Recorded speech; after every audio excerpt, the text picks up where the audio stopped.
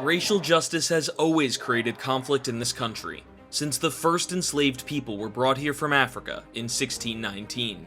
In the 1960s, famous leaders rose to push for desegregation, live out the true meaning of its creed, equality, I was taught in American history books, but Africa had no history. And justice. Who taught you to hate being what God gave you?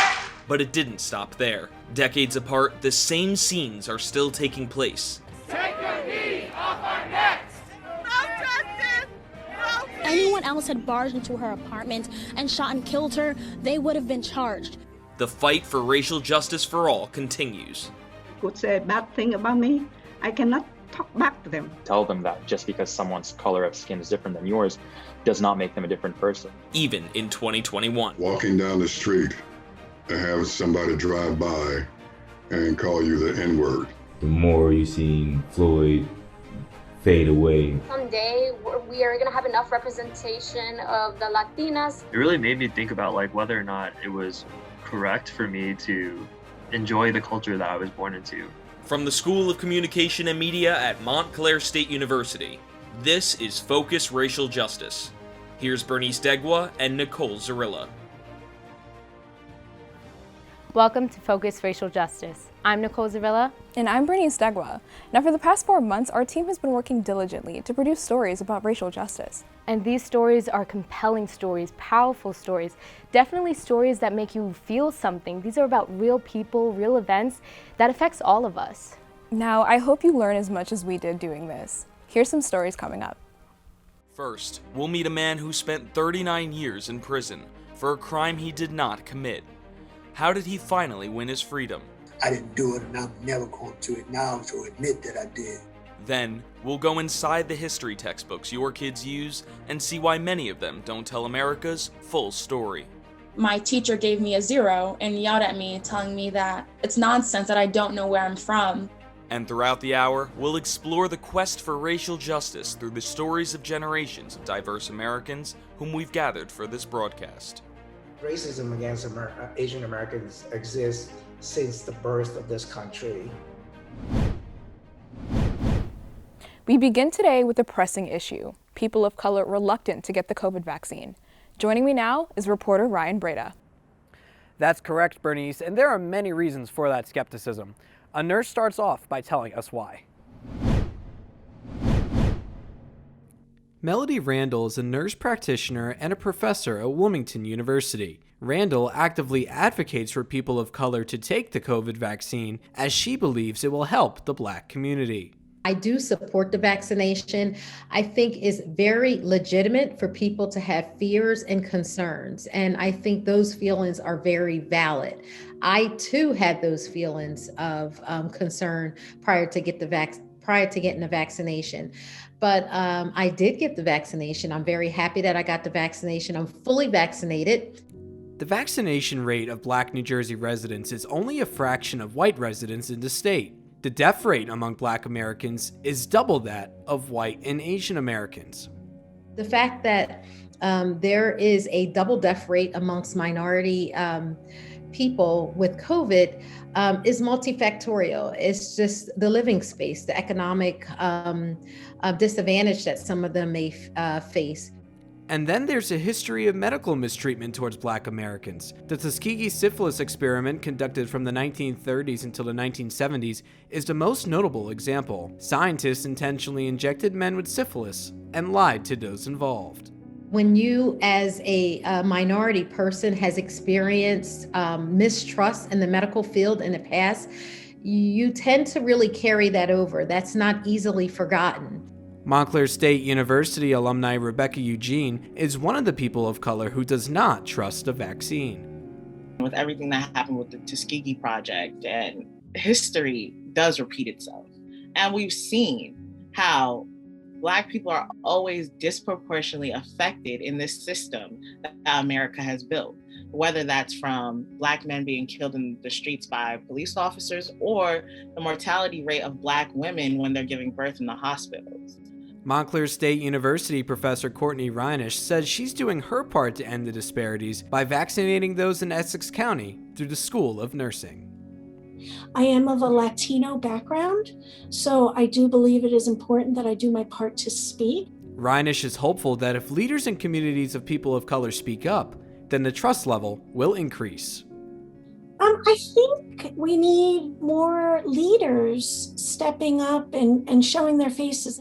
So if it's in a church, the church leader, the pastor speaking up, rolling up their sleeve, we connect with people that we know. So we need more of those faces.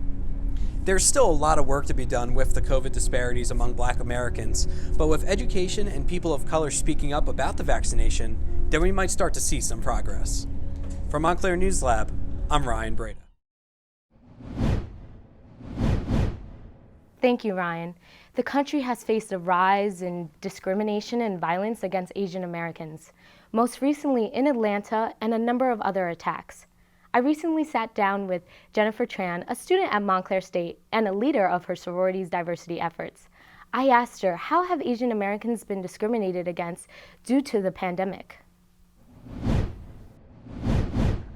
I mean, it had to have started like literally this time last year when our former president, Trump, was in office. Trump was saying stuff like Kung flu virus or like the Chinese virus. So that instantly put like a target on like everyone's back, just because not a lot of people are educated enough to know that there's more than just Chinese. There's Korean, there's Vietnamese. There's so many other like branches that fall under Asians that not a lot of people are educated or well informed about. So that basically puts a target on my back too, in a sense. It's a very scary like disease and virus that's going on. But there's been a lot of incidents, especially with elders being pushed around and harassed around the street, and it really just like breaks my heart seeing what's going on in the news and obviously fearing for your own family and your own safety. Have you even dealt with anything or had someone say something passive aggressive to you?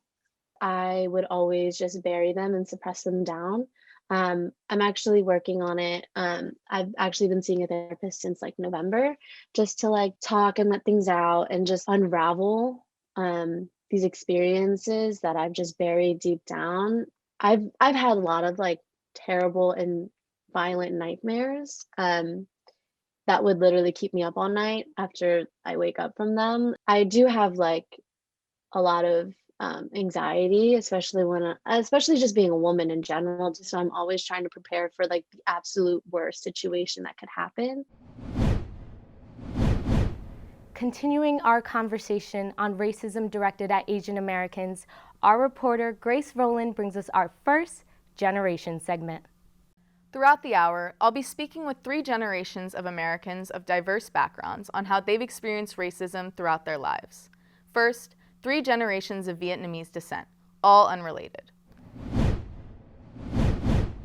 Nhan Ha. Born in 1947, she fled South Vietnamese communism and migrated to America in 1975. Van Lee. Born in 1962, he's currently a real estate agent who also fled South Vietnamese communism in 1975. Joseph Nguyen, an American college student born in 1999. Discrimination against Asian Americans didn't begin when the pandemic did. It's been going on for generations. Racism, discrimination exists in the United States for a long time.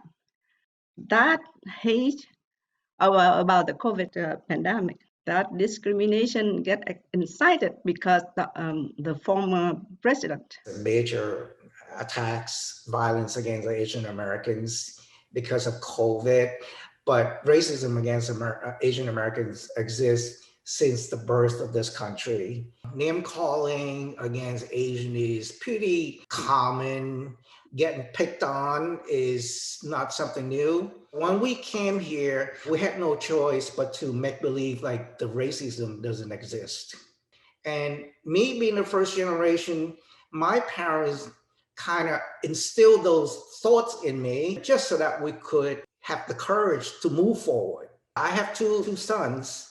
We don't talk about it. And maybe because of that's what I learned, Although deep down inside of me, I think I should talk about it. Obviously people that my descendants, my kids, and their kids after them are going to have to face stuff like this. It's not going to be, a snap and it's going to vanish. I really wish that no person would be afraid to go out because of their race. Vietnamese culture, we are very proud of our names. My name actually is Nhan, and the name bird. So I was proudly told my college, oh, this is my name Bird. That person gave me a nickname called Bird Friend. At first, I did not understand what Bird Friend means. Then I came home and asked my children. So I was so upset. When I was about 16, I was walking down the street. There were two, teenagers, and they wanted to take my gold chain. They were pretty much gather up and gang up. But, living in the urban area, you tend to build this shield of making believe. There was a stereotype that Asian people know kung fu and karate and all that stuff. So I survived built on the stereotypes about Asians. I don't know anything about karate. I don't know anything about, our martial arts, but, I fought back. Well, if I were to bring in food for lunch, that was like culturally different from the food that was eaten by a majority of the people would be like, oh, what is that? Oh, is that gross? It looks like poop or it smells bad or stuff like that. It really made me think about like whether or not it was correct for me to enjoy the culture that I was born into. My children, they went to the shopping mall.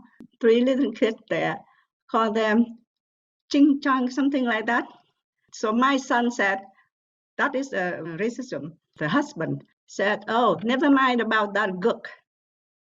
When my time, because I did not speak English like the native here, they could harass me, they could say bad thing about me. I cannot talk back to them. But I thought my children, they were born here. Me and my brother, we actually went to a dentist. Another man came over and he walks into the counter and he says very loudly that he doesn't want to be in the same office with people like me and my brother. And he requested that we either leave the office and sit in our cars like when we're waiting, or he's just going to make an appointment for a different day. All minorities got to get together and do the right thing and speak the right, for the right thing. I'll be back soon with 3 African Americans for a conversation on oppression and microaggressions. Imagine being locked up for almost 40 years for a crime you did not commit. Wrongful convictions happen more often than you think, especially to Black and Hispanic men. Giovanna Boggins has this powerful story. On November 23, 1967, Walter Lomax took his younger sisters, Audrey and Vivian Lomax, to a school dance. Lomax was attacked by a group of young men and severely beaten and stabbed in his right hand. I was beat up pretty bad. The knife went so deep that it fractured Lomax's hand and it had to be heavily bandaged. They had to wrap it with layers of gauze until the swelling go down. More than a week later, Lomax was told by a family member that the police were looking for him. A warrant had been issued for his arrest, but it was a mistake, and Lomax went to the police station to clear it up. I went to the police station that morning. I thought I was be back home that evening. But Walter wouldn't get home that evening. In fact, he wouldn't get home until 40 years later. The police accused him of a robbery and the killing of a shop owner. The Baltimore City Police Department had literally framed me for the charges. 10 days before Lomax went to the police station, Robert Brewer was murdered in a holdup. The police accused Lomax, but he had an alibi. The day that the crime that I was eventually convicted of, I was at Johns Hopkins Hospital getting the hand retreated. And witnesses told police the gunman shot Brewer using his right hand, something that wouldn't have been possible because of Lomax's bandage. Despite these facts, Lomax was convicted of first-degree murder by an all-white jury. He was sentenced to life in prison. Audrey Lomax, one of the sisters that was with Lomax on the night he was attacked at the school dance, says she and her family were devastated. We're very close, so a tragedy like that really, the whole family was hurting deep inside. I had just turned 20 in 1967. When I was released, I had just turned 60. During Lomax's time in prison, he held on to hope. I don't know when and I don't know how, but I'm coming up out of here. I'm fighting to the death because I didn't do it, and I'm never going to acknowledge or admit that I did. Walter's words turned into reality. In 2002, Centurion, an organization that investigates cases of wrongful convictions, committed to Lomax's case. In 2006, a judge vacated his sentence. He was put on unsupervised probation, but he was not yet exonerated. It was truly a blessing to the whole family. That day in the courtroom, everybody just went crazy, just so excited that our brother is finally coming home to be with us. Before ending Lomax's probation, Judge Gail Raisin ordered a psychiatric evaluation. The psychiatrist found that he had no diagnosis whatsoever. He was not angry, he was not depressed. It was extraordinary, frankly, how well he had adjusted to being released. In 2014, Lomax was exonerated. And after years of fighting for compensation, in 2019, Lomax was awarded $3 million. But he says money will not make up for his stolen time. Once a person's had that experience, they will never, ever be the same. No amount of compensation will be able to change that. Lomax became the executive director for the Maryland Restorative Justice Initiative, an organization to advocate and promote humane and sensible criminal justice and sentencing policies. They say, if you could help somebody, your living won't be in vain. And ever since the day that he left the courtroom, he's been helping. He never gave up. I was affected by that same system and by those same policies, to try to do something to make a difference. A difference he says he makes by educating people about the system to bring about change and solutions. For Montclair News Lab, I'm Giovanna Boggins. Jason Williams is a professor at Montclair State, an author, and an expert on Black Lives Matter. I recently sat down with him and asked him, how do you define justice? What I try to teach my students is every side of that coin, all of the perspectives around what justice is, right? And then we look at the outcomes, and then they have to make a decision on what they think justice is. So it's not for me to tell them, really, it's for them to observe, to study what all of these perspectives are, and for them to come to a conclusion. One thing that I often argue is the need for consequences on the job. So if I mess up on my job, I know almost immediately that I will be terminated, right? And so these are the kind of corrective measures that we need to see for policing, and until that happens, until these, very immediate corrective measures are placed into the institution of policing, we might not see the kind of sea change that we need to see in policing, unfortunately. Professor Williams says, police presence isn't always the same at every protest. The police is the most salient, state representative, for many of us. We don't often see our mayors or our legislators, but we always see the police on any given day. I was involved in many of the protests in the aftermath of what happened last summer with Breonna Taylor, George Floyd, and so forth and so on. So I was present at many of those and certainly had witnessed the presence of the police at them. And I was at some of the Ferguson ones as well. So I recall, I have the pictures and the videos as well. What's so interesting about it is that whenever Black Lives Matter, right, plan something at the Capitol, the guard is there, right? DC police, so they're typically ready for Black protesters to march on the Capitol, but for some reason they weren't that day. And so I think that's why we need a full-scale investigation into the preparation and non-preparation of what happened in January, because there is a clear racial differential here. How would you describe being a Black man in this country and having to speak for others? As a member of the Black community, I take my positionality very seriously, meaning that both as a social scientist, but then also as a member of that community. There aren't enough Black professors, Black, criminologists, if you will, who can pose as that example even to students, right? You may have Black students, Black undergraduate students who are sitting in criminal justice classrooms who would otherwise be inspired to come into this field, but, they don't have enough people who look like them in front of those classrooms, unfortunately.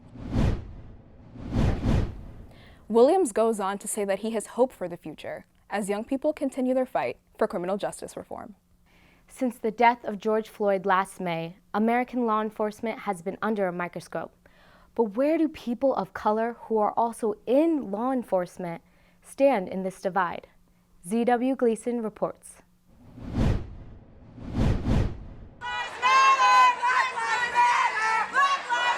This was the scene in Montclair last year, one of many nationwide protests supporting Black Lives Matter.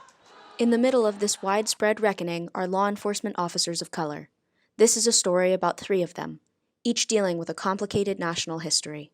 Lieutenant Tyrone Williams has been with the Montclair Police Department for 22 years. He's seen a lot and says racism is a persistent problem. I've been Black for 53 years. I've been a police officer for 22. There needs to be people that can speak to both sides and speak from both sides of the coin. I'm the one that's supposed to be able to bring us together and tear down and break down the walls, but also to be able to build a trust, a partnership, a collaboration between the two, because I can speak the language of both. Lieutenant Williams says our police departments grew out of the American slave patrols of the 1700s and 1800s. After the Civil War, these patrols developed into police departments that monitored the behavior of newly freed slaves and enforced segregation policies. Lieutenant Williams believes police officers of color have a special responsibility. There is institutional racism. It's still very prevalent in our society. It's very well rooted in law enforcement. Law enforcement didn't create racism in this country. In fact, it's quite the opposite. Law enforcement is a result of racism in this country. Kenneth Moore retired after 27 years in the FBI. He says he wanted to be an agent since he was a child. As a college student, Moore had a run-in with law enforcement that almost changed his mind, but ultimately made him more resolute to become an agent. Moore says a police officer arrested him while he and friends were on the way to Pascal's, a famous Atlanta restaurant in the civil rights movement. The officers accused him of robbery. He says this was false. It was very disappointing and absolutely disgusting to hear the officer under oath stand before the judge and lie and claim that we had approached him in a very threatening manner with our fists clenched. Luckily, the judge also gave me an opportunity to speak. Perhaps I was a little bit more persuasive than he was, and she dismissed the charges. But still, the experience of being arrested, appearing in court, and seeing a sworn law enforcement officer intentionally stand there and lie against 2 young African Americans who had never been arrested or had any issues with law enforcement before. I'll never forget that experience, or his name. Moore's experience back then is common in minority communities. Many people of color don't trust members of law enforcement because of these encounters. Moore says change is difficult. In order to effect change, you have to be intimately involved. Yes, you can pass legislation and enact different policies, etc. But someone has to be on the inside to ensure that that's being followed and that change is occurring. Cece Green wants to be an agent for the Drug Enforcement Administration, or DEA. She says some people don't like that idea. They'll be like, oh, so you're turning your back on us. I tried not to really bring it up in conversation. I did not want to feel like I was, betraying my race. Green says beside the color of one's skin, gender can also be a point of discrimination. Whether subconsciously or consciously, people are going to make assumptions based off of the fact that I'm a woman as well as a woman of color. 3 dedicated law enforcement officers. I think that law enforcement agencies should strive to reflect the communities that they serve. Grappling with what it's like to be Black and wear the blue. We do need to look at our system as a whole and see what changes we can make to make it better for the citizens of this country. For the sake of ourselves and our children. I just want to make the world a better place for people that look like me. For Montclair News Lab, I'm ZW Gleason. Thanks, ZW. It's time now for our Second Generations Report. This time, Grace Rowland brings us 3 generations of African Americans. The Black community has been fighting for equality since the birth of this country. I spoke with 3 African Americans about the racism they've dealt with their entire lives. Naeem Rashid, a veteran born in 1949 who experienced segregation firsthand. Tanya Boggins, a mother of 4 born in 1969. Corey Annan, a Montclair State student born in the year 2000. The Black Lives Matter movement sparked inspiration for change, but for the older generations, this feels familiar. Since Black Lives Matter movement, I'm glad people are more conscious about what's going on in the Black community, first of all. And that injustice has been going on since I was a kid. I remember when the police came into our neighborhood to arrest a young man, and then they treated him so bad. And before I know it, it turned into a full-fledged riot in Philadelphia. And it was all about how the young man was being treated. And you fast forward to today, the same is still going on. I felt the difference in my neighborhood, like going in the stores, just felt a little bit different than prior. I feel like people are becoming more socially aware of what they're saying and like conscious. Like I even had people from like 5th grade literally hitting me up and apologize for like the stuff they called me. It's nice to see the change happening. And I think while we need more change, we're on the right track. Trump was a big problem as far as race in this country is concerned. He gave the racists a voice again. I see things now that I thought I'd never see again. But the situation is grave now, even much so as thinking about COVID. A lot of Blacks, older Blacks, are afraid to take the drug because of how they used us as guinea pigs back in the past. The first time I can remember experiencing racism is just walking down the street and have somebody drive by and call you the N-word. Other times, going downtown shopping, we just had to hold the clothes up against us because we're not allowed to go into dressing rooms. Growing up predominantly in a Black community, I went to an all-Black school, but in middle school, I was, transported to majority white school. And that was the first time that I experienced racism because I wasn't really around any other race besides my own. Teachers were ignoring my questions, like not calling on me if I raised my hands. It's like a hidden thing, like you can feel the undercurrent of it, which you see on TV, which you heard. It made it seem like, okay, Caucasian people were a superior race than us. Really, it started in 5th grade. And I was a very soft-spoken, just not like the typical Black person you see on television. So I was made fun of for my voice, made fun of for the way I talked, called me like Oreo. It kind of just started to resonate with me. Like, this isn't, just kids being kids. This is racism. In the military, I ran across more racism than everyday life. And when I went up for promotions or whatever, race came into the issue. When I was at the Pentagon, part of the Navy News Service, I got a new senior chief in, and he came out and told me he didn't like Black people.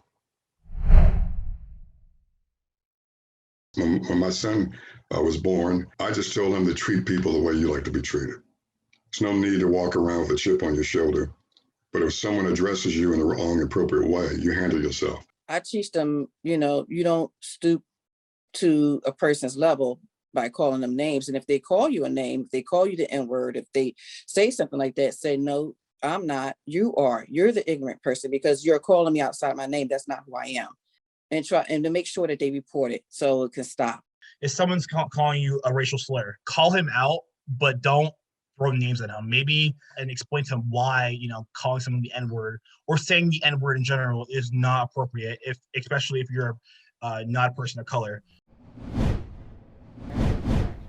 I'll be back for the final installment of Generations, where I speak to Muslim Americans about life after 9/11.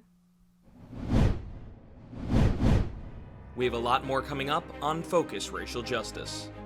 First, we'll meet two recent Latina MSU graduates working at MSNBC. Someday we are going to have enough representation of the Latinas. Then, one sports team at Montclair State is making a difference with t-shirts. I feel like that we need to keep bringing attention to the topic. And later, we'll learn about the challenges and rewards of running a Black-owned brewery in New Jersey. It was just really me and a bunch of guys saying, let's chase our dream. But now, they were here first, Native Americans, and their story in this country is one of persecution and racial injustice. Here's a report from Joseph Giordano on a New Jersey tribe and their struggles.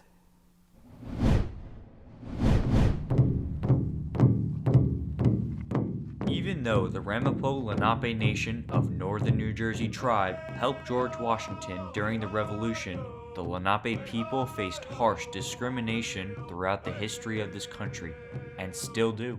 Right now, we're facing what we had faced 500 years ago.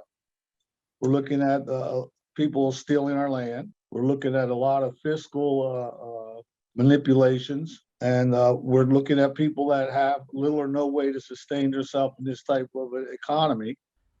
Chief Dwayne Perry, the elective chief of the Ramapo Lenape Nation, leads over 3,000 members in both New York and New Jersey. They have been trying to get federal recognition since 1993, which would mean control of their land. The tribe is clashing with local government over zoning, building, and land use. They say they need these things to survive as an indigenous nation. I'm just saying, what is some of the major challenges today is simply the general public's lack of critical thinking. And what you find with my own people is we're at the end of what I tend to call a quiet genocide. Relations are strained with the surrounding community of Mahwah Township. Kenneth Lumpkin is an anthropology professor at Montclair State teaching Native American history. I mean, I remember when I was a kid, talking about them, that there was mystery about them, but there was also kind of a fear. So there is an injustice, a huge injustice right there. It just perpetuated the myth of these people as being bad and mean and all that. And they've always had that. The surrounding community, the Mahwah and Ringwood, had a very tense, kind of iffy relationship with them. The Mahwah Township government cited the tribe for zoning violations, accusing them of constructing teepees and stone structures without approved permits. Mayor Bill LaFerrette told the local newspaper, "We filed this action for zoning violations on this property as we would for any other resident violating our zoning laws. Mayor Bill LaFerrette said, we're treating them exactly the same." But Chief Perry says they are not exactly the same. He and his people were here first. The message would simply be, let's go back to square one. We are human beings. We are the people who made it possible for the American Revolution to be successful. Besides land use issues, Native Americans here in New Jersey and across the nation face many of the obstacles other challenged groups face. Poverty, substance abuse, lack of health care, poor education, and other problems. The chief has a simple request. All we are asking is that our homeland is be returned to us and we be left alone without the racism to be able to flourish economically and academically without all the burden upon our children. The original residents of New Jersey, asking for justice and some of their land back. For Montclair News Lab, I'm Joseph Giordano. I recently spoke with Brianna D'Agostino, a senior at Montclair State. She's a member of the Nanticoke Lenni Lenape Nation, and her native name is She Who Brings Joy. In recent years, Native American groups in New Jersey have been fighting to regain their recognition after it was revoked by the Christie administration in 2015. The recognition was taken away in efforts to prevent these nations from building casinos that would compete with Atlantic City. After a lawsuit from the Nanticoke Lenni Lenape tribe, all nations were given back their state recognition. Now, the Ramapo Lenape Nation is fighting for federal recognition. It's a simple act of recognition, just saying, we are living on the land of the first people of the Ramapo Nation. It's not that hard to do. So the fact that they're still fighting is very saddening, and it's very disheartening to Native Americans to think that, We came here, we were here peacefully, living here. They came over and took our land, and we still can't find common ground to be civil with each other. Brianna explained how her understanding of the experiences her people were going through affected her outlook on the United States. I have not felt safe in this country since I could really dictate what racism was and what injustice was, because Native Americans live with that every day as other minorities do. What do you think the American government can do to help these people in these tribes and nations overcome this? I feel like the US government should put more funding into domestic affairs instead of, external international affairs. You need to help the people in the United States first. And the people in the United States are suffering, not just Native Americans, but many people in, low income neighborhoods and societies. Our history system in the United States is very whitewashed. Our history books are made by Caucasian people, and they really do not go over the true history of Native Americans, of African Americans, of Latino Americans, Asian Americans. We're still going through a quiet genocide right now of people not knowing anything about us and not caring, but it starts at home and it starts with you, and you have to educate yourself first, and then we can start opening up these hard conversations that need to be talked about. Brianna says that one of her goals while attending Montclair State was to create a Native American organization on campus, but her plans were halted due to the pandemic. Her goal is that the school creates a safe space for Indigenous students. It's an issue in New Jersey and across the nation. History textbooks that leave out large parts of our history, everybody's history. We go into this controversy with NewsLab reporter Katie Cameron. Gianna Glover is a graduating senior at South Plainfield High School. She remembers questioning how her school dealt with her race when she was only 10 years old. The assignment, draw the flag from where your family is from and write about that place. So I just had to draw the American flag because my family really had no idea. Our ancestors were brought over here by mostly slavery. My teacher gave me a 0 and yelled at me, telling me that it's nonsense, that I don't know where I'm from and that I need to redo the project. Gianna's parents then sent a long email to her teacher, and the assignment was removed from the lesson plan. It's really changed my perspective of what you learn in school and every other piece of Black history I really got to know from my family and my parents. Landmark in television entertainment. There's like this movie series called Roots. The true story Alex Haley uncovered in his 12 years search across the 7 generations of his ancestry. And it's infamous among Black people to make your kids learn about slaves and where they're from. It wasn't until I got older where I really found out there's so much more beneath the surface than what they tell you. It's called whitewashing. The telling of history through the white experience that minimizes or misrepresents that of non-white people.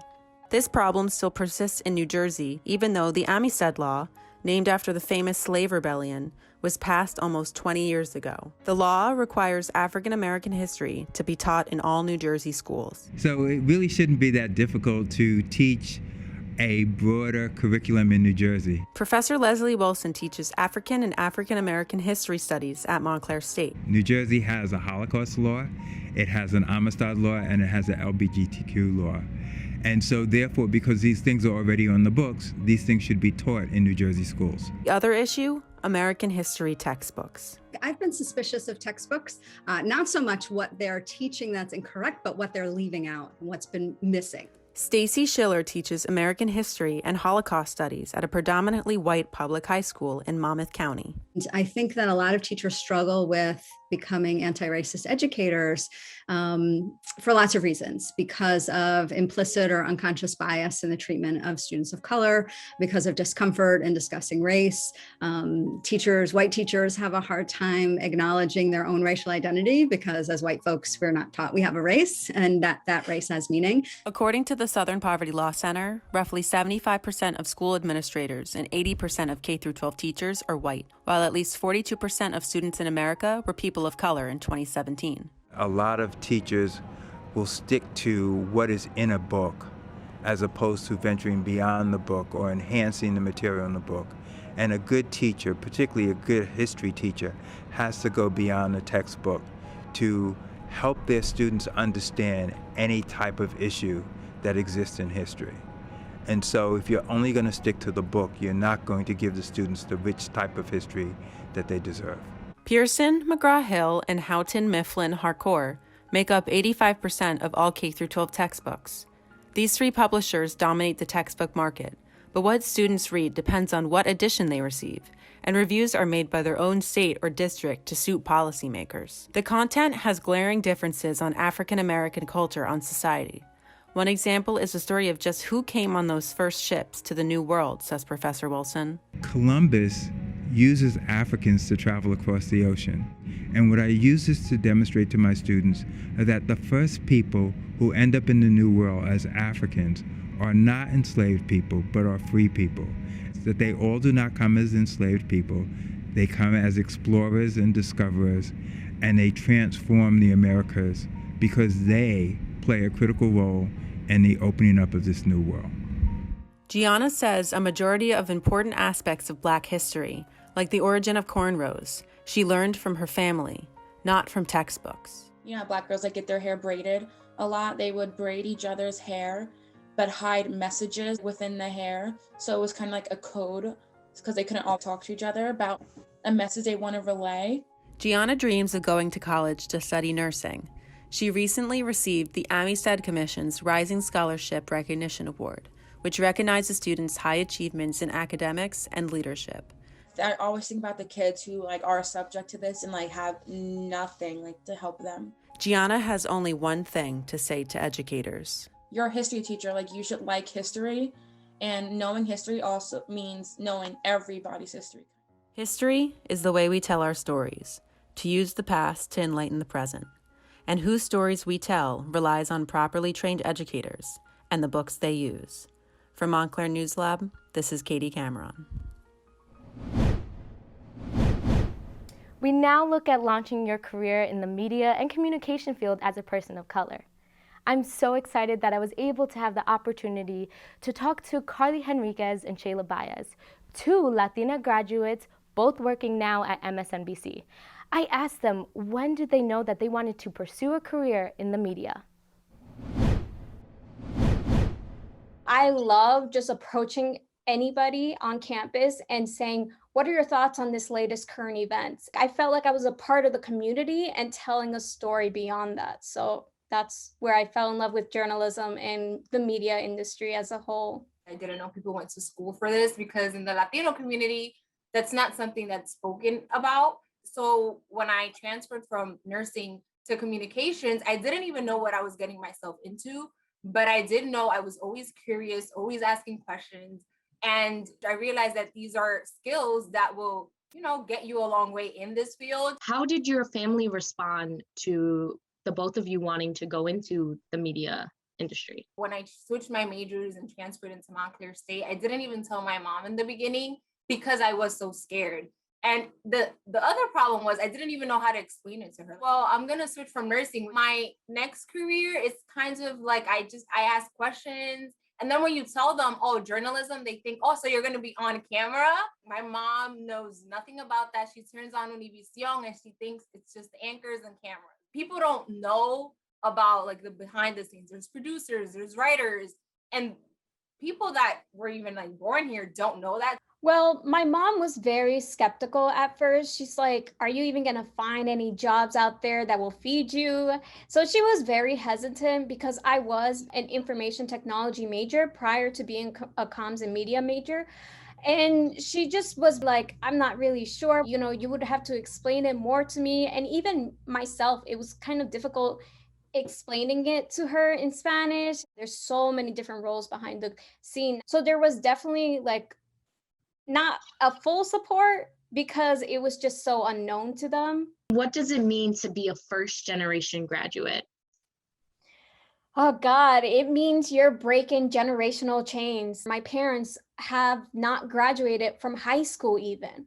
I already broke one chain when I graduated from high school and I received my diploma. And then I also became the first one to obtain a bachelor's degree. So it feels really good because I know that I can finally help out more financially. So I'm really grateful and I did it for them. For me, it means everything because I was raised by a single mother She has always worked factory jobs. And I remember when I was younger, we had like, they gave you like a school supply list. And I remember having to tell my teachers like, oh, can you give me until like a few more weeks because my mom can't afford to buy school supplies.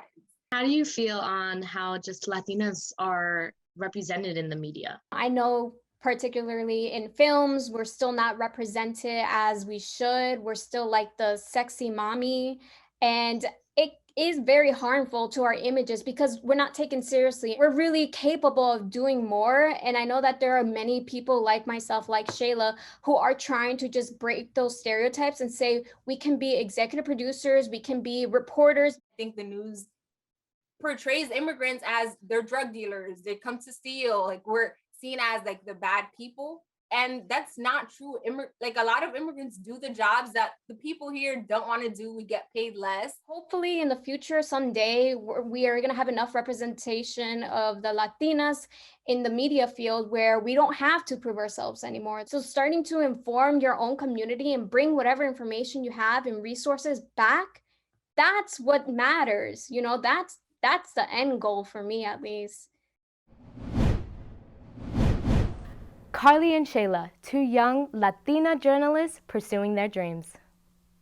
Grace Rowland is back with another generation segment, this time with Muslim Americans. After 9/11, many Americans were left in a state of shock and fear, while Muslim Americans faced discrimination for their own religion and heritage. I spoke to 3 Muslim Americans about the discrimination they faced in their own country. Shapreza Kenka. Born in 1954, she grew up in Macedonia and is a grandmother of 9. Because she doesn't speak English, you'll hear the voice of a translator over her Albanian. Iman Hussein, a professor of Arabic born in 1979. Amir Al-Salman. Born in 1995, he's currently a director at the United States United Arab Emirates Business Council.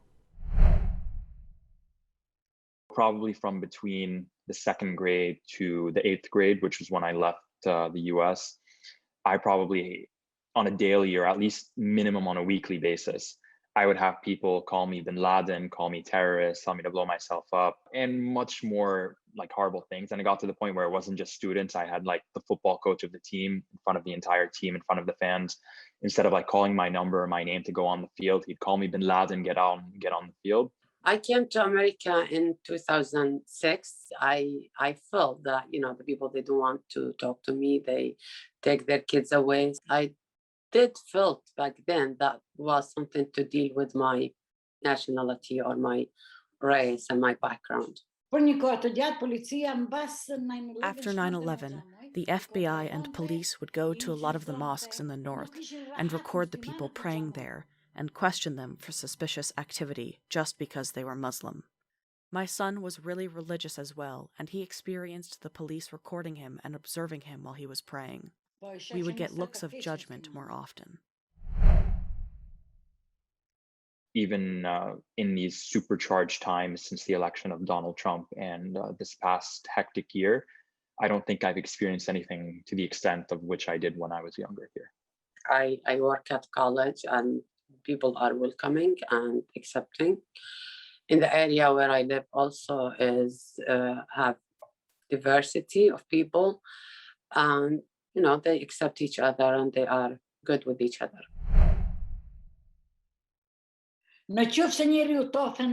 I taught my children to follow the faith, no matter what anyone says. And if you're ever faced with any discrimination, just kill them with kindness and move on. There is no reason to go back and forth. Being Muslim teaches you not to lie, not to steal. It has a lot of good fundamental reasons. I taught them not to confuse that with any perception society puts on them. Even if you experience something like that, you just should report it and do not do anything against it, because if you do, and then you are doing the same action like the person who did the discrimination to you. First of all, I think right now society as a whole is getting more accepting of, different races, different backgrounds, religions, things like that. So I think from that aspect, hopefully they won't have to deal with a lot of what I or my generation went through. But from a personal aspect, it starts from, from their very first memories that you need to tell them that just because someone's color of skin is different than yours does not make them a different person. Just because, you know, you happen to be born Christian does not make Christianity better than Judaism. And just because you're Muslim does not make you superior to a Hindu. America doesn't have one set religion. It's amazing for Christians, Jewish people, Muslims. I just hope it stays as it is, like a melting pot. Racism, xenophobia, discrimination, no matter when you were born, these things are happening. Today, yesterday, 50 years ago. It's time for a change we would all love to see. For Focus Racial Justice, I'm Grace Rowland. Athletes across the nation have shown their support for racial justice. Corey Annan of the Red Hawk Sports Network shows us an example right here at Montclair State. If you watched the Montclair State men's basketball team this season, you probably saw the Redhawks wear some new t-shirts during their pregame drills. The idea for the shirts was inspired by Devin Cooper as a way to speak out against racial injustice. I really got into the racial injustice topic back when the George Floyd incident started. You know, I was a part of a few marches, if you will, for the Black Lives Matter movement, and I really thought, like, now it was season time. You know, like, what could I do to, like, bring awareness to this topic without honestly, like, trying to step on anybody's toes for the most part. Devin reached out to his father, James Cooper, for some help. James creates merchandise for Hoop Group, a basketball company dedicated to helping young basketball players reach the next level. To support his son and his cause, James printed the shirts for the entire team at no cost. As for the design, the team opted not to use the words Black Lives Matter on their shirts. Instead, the words black and white are crossed out with the word human in bold. The purpose behind this was to remind people that regardless of skin color, everyone is human. It was really bringing, like I said before, bringing attention to the fact that there are racial injustices going on in this country, and that we're trying our best to at least bring attention to this topic. The players themselves weren't the only ones to get on board with the t-shirts, as head coach Justin Potts encourages his players to use their platforms for change and always keeps his players aware of what's going on in the world. What they were putting on, and I thought it was a great message to send, and you know, we supported it wholeheartedly, and I think it was good for our program. We have a very diverse team, you know, and I think as I try to tell the guys all the time, they have a platform that not everybody has, you know, and when you're playing a sport, especially in a pandemic where there were limited activities happening, you know, we were going to get you know, 2 games a week that were going to be, you know, put on YouTube and zoomed out there and all that kind of stuff. So it was a way to you know, show that the solidarity that we had as a program, and then also hopefully shed some light on some things we felt needed to change in the world. The debut of the t-shirts came during the team's season opener on February 5th against William Patterson. The moment was a special one for everyone involved, especially Devin Cooper, who believes that the t-shirts go way beyond basketball. I felt, and I'm pretty sure the rest of my teammates felt, extremely accomplished and proud. One, just to be able to wear the t-shirts, because, you know, like, asking people, like, our coach was extremely understanding about it, and he had our back 100%, and that's extremely important too. I don't really see any other NJAC schools like have the opportunity or do what we did with the shirts. So it was just like we stood out in that sense, and it was something like a lot more bigger than just the shirts. Despite rising support for athletes speaking out against racial inequality, critics have maintained that athletes should stay out of politics and focus on their own sports. If you're just doing like the shut up and dribble rule that one of the news anchors told LeBron James, then you're a part of the problem too. And then in a way, we'd be a part of the problem too, because our silence isn't helping anyone. So the more we speak out, the more people get informed, and the more minds we could change. While protests for the Black Lives Matter movement have slowed down in recent months, Cooper hopes that fans of the team are reminded that the fight for racial justice is still going on. There'll be a rush of like a rush of something, and people and it's a really hot topic, and then that topic slowly dies down. And I feel like, not that it's dying down, but I feel like we're not giving it the same amount of attention that we did back when there was like really big incidents going on. Like, stuff is still going on in this world that is extremely messed up, and I feel like that we need to keep bringing attention to the topic, or else nothing will be done about it. From the Red Hawk Sports Network, I'm Corey Annan. It's always hard to try to open up a small business, especially if you're a person of color trying to get a small business loan. Kevin Doyle has a story about persistence and craft beer. Kick back and relax with a cold beer at Hackensack Brewing Company. Known for its wide selection of craft beers and for being one of the few black-owned breweries in New Jersey. In fact, according to a survey done by the Brewers Association, 88% of brewery owners in the U.S. are white, while just 1% are black. It's definitely a fear of being first, right? I'm sure the first guy that walked on the moon didn't think he could do it until he put his foot down. That was a feeling that I think I had the day that the four of us sat down and signed the paperwork. Herbert Barr and Mike Jones are the two main operators of Hackensack Brewing Company, which opened in 2019. The intention was to share their love for beer and good music with their hometown. It's a melting pot of everybody right now. And I think when you look around our tap room, it represents the neighborhood. Barr understands the struggle that many minorities face when opening a new business. Manveer Mann is a professor at the Feliciano School of Business at Montclair State.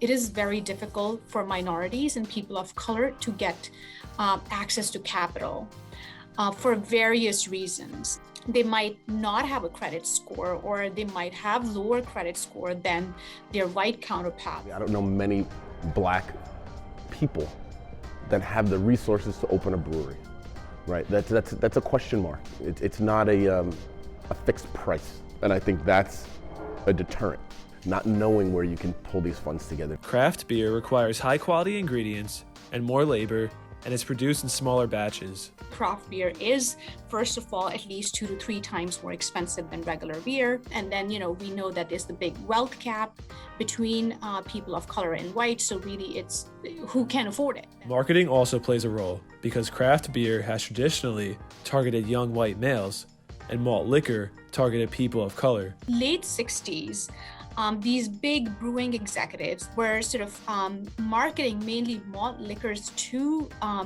people of color. You could see ads in sort of magazines like The Jet, and then also some of the sort of celebrities, like they got Snoop Dogg to sort of talk about malt liquor, and also kind of incorporate that into songs. Hackensack Brewing Company customers walk into an industrial-style tap room decked out in string lights and local music memorabilia. Partner Mike Jones is not only a brewer, but also a jazz and blues expert. This is legendary stuff. I mean, these guys are absolute heavyweights in jazz. And actually, one of our main beers, our Moment's Notice, the name of that song is an homage to a track of the same name that was on Coltrane's Blue Train album. And one of their most famous brews is called Parking Lot Pills. Just a clean, easy drinking beer.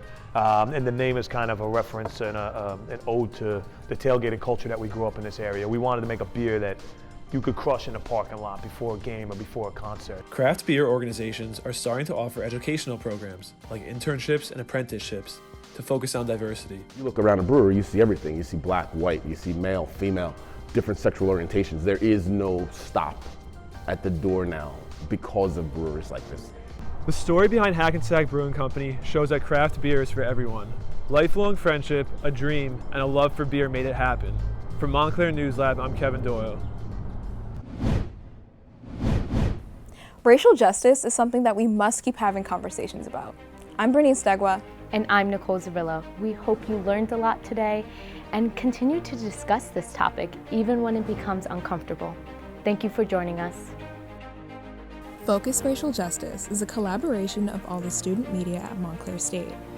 Take a look at news stories, opinion pieces, and a mini documentary at the Montclairian. Hear interviews and discussions on WMSC 90.3 FM. Go to Red Hawk Sports Network for stories on the intersection of sports and racial justice. And Montclair News Lab will have more stories, weekly reports, and behind the scenes of this broadcast.